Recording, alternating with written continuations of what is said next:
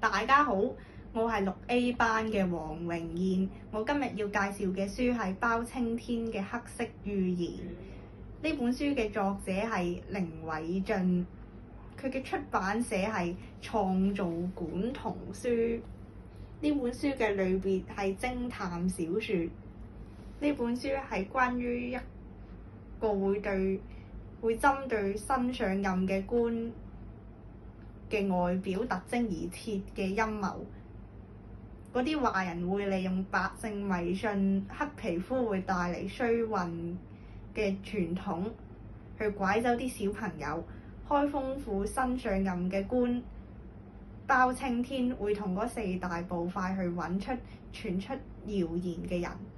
我最中意嘅情節就係、原來包青天嘅皮膚唔係黑色嘅，佢係用咗化妝顏料去染黑自己嘅皮膚。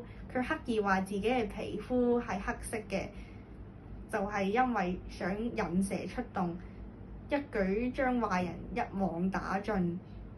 我覺得呢本書教識我哋，民間其實有好多謠言，不過佢哋唔一定要係真嘅。